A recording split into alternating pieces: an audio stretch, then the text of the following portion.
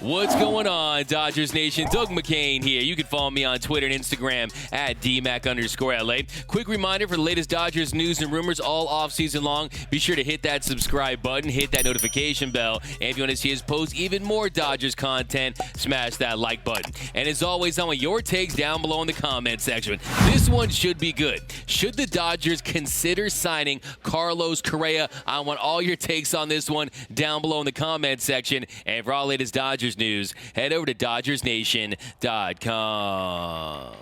So welcome to another episode of Dodgers Dugout, where I give you my take on the boys in blue and you give me your take on the boys in blue. So let's talk about Carlos Correa. I promised you guys we would talk about every single big free agent this offseason, and today we're talking about Carlos Correa. Yes, Carlos Correa, one of the leaders of the 2017 Houston Astros, the team that stole the 2017 World Series from the Dodgers. Could LA actually be interested in signing Correa? Well, the LA Times Bill Plaschke, he wrote a column yesterday that had the internet buzzing. He wrote a piece titled, "Column, Can't Believe I'm Writing This, but Gulp. If Corey Seager goes, the Dodgers need to sign Carlos Correa." And then yesterday, Plaschke went on ESPN 710's Mason Ireland to talk about his controversial piece, and he said that there are some people within the Dodgers organization that aren't totally against the idea of signing Carlos Correa. I've heard from people in the organization are not totally down on it, or like they think it's an interesting idea. Fans hate me. Yeah. Fans are killing me. But I'm telling you, in a case like this, if the players accept him, the fans will eventually accept him. And the players would accept him. And as crazy as it sounds, and I've been harder on this guy. I've called him a cheater, a liar, a fraud. I have ripped him. I have cheered. I cheered when Joe Kelly tried to take his head off, which was a bad comment of mine. I never should have said that.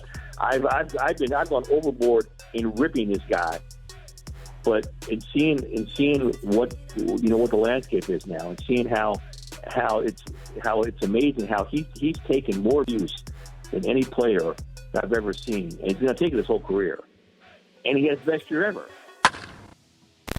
Okay, so first things first, we have to break out the Dodgers rumor meter, and for this one, I'm giving it a 2 Dodger dogs. People are talking. You got Bill Plaschke. He's trying to get those offseason clicks. I'm mad at him. He's got to do his job, and I think maybe some within the Dodgers organization, they're throwing him a bone. They probably feel bad that he's getting dragged all over social media for his piece. And now if you're asking me, would I want to see the Dodgers sign Carlos Correa? My response would be, oh, hell no!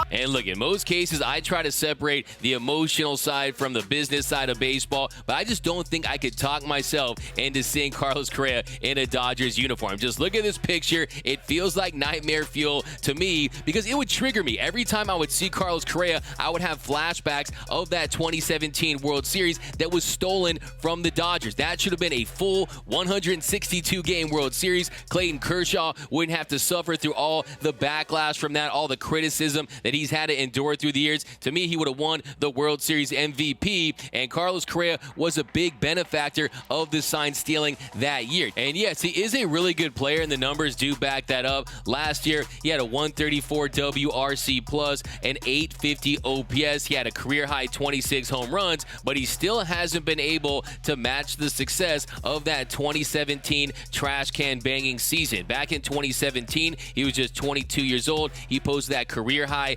941 OPS, a 155 OPS plus. Yes, defensively, he's one of the best in the game. He just took home the Platinum Glove Award. He led all of Major League Baseball with 21 defensive run saves, so there's no question that he would be an upgrade defensively. And if you look at his F4, he finished with a 5.8 F4 last season. That was third behind Trey Turner, who finished with 6.9, and Fernando Tatis Jr., who finished with 6.1. So wait a minute, what name did I just say? Did I just say Trey Turner? Which team does he play for that he's still under contract for one more year? Oh, yeah, that's right. The Los Angeles Dodgers. And in Plaschke's piece, he talks about how Trey Turner, how he struggled in the postseason. Well, guess what? Corey Seager had a .203 postseason batting average before he broke out in 2020. So, guys, the postseason success is fickle. Yes, there's certain guys that are built for it. Carlos Correa has had tremendous success in October. There's no question about it. But I think Trey Turner is going to have his moment in October, and he's still under contract for another year. So I think that when you have Trey Turner in the fold, you have guys that can play that position. Why would you go out and sign a Carlos Correa when, in theory, you could give that money to Corey Seager and have him slide over to third and have Trey Turner play shortstop next year? So to me, on top of everything else, it doesn't make very much sense when you consider the position that Carlos Correa plays. Because if you were to sign him, would you trade Trey Turner? I mean, he wants to play shortstop. Would he be happy playing second base for another season? And then also, it's bye-bye Corey Seager. In my opinion, Corey Seager is just a better hitter. I think his swing is going to age better than Carlos Correa, and they're both big guys, both 6'4", gigantic shortstops. But I like Corey Seager because he is the human hit tool. His bat gets directly to the ball, no wasted motion. I like Seager long-term when it comes to who will be the better hitter. Now, the one intangible there is Carlos Correa's fire, the passion that he plays with. And I do think the Dodgers need an infusion of that.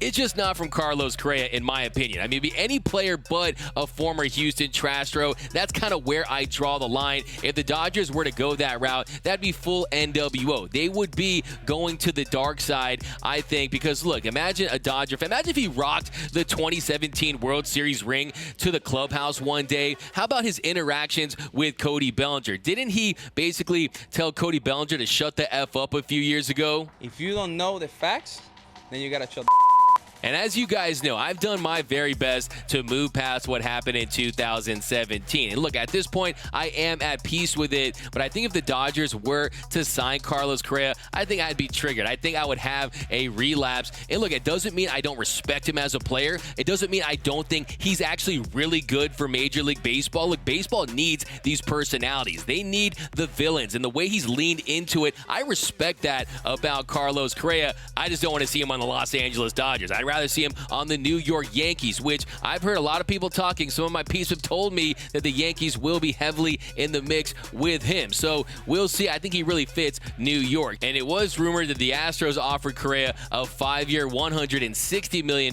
deal. And you've also heard a lot of talk about him going to the Detroit Tigers to play for his old manager, A.J. Hinch. So to me, those make much more sense than bringing him to the Los Angeles Dodgers when they already have an elite shortstop that wants to play that position. You know, Carlos Correa, he's a platinum glover at that spot, so why would you even consider it? Nothing really makes sense other than the fact that he does play with fire and passion, and the Dodgers could use a dose of that. But look, hey man, if you're looking for fire and passion, go pay Nick Castellanos. You got the DH coming to the NL next year, so there are other ways we can just kind of give this Dodgers team a new look without having to sign a player like Carlos Correa, a player that is ultimately going to sign a contract for anywhere from $280 to $300+ million. Now, there's also the durability concerns with Correa as well. After his 2016 season, he was averaging 96 games per year up until his last 2 seasons where he played in 92% of games. So he's dealt with the thumb issue,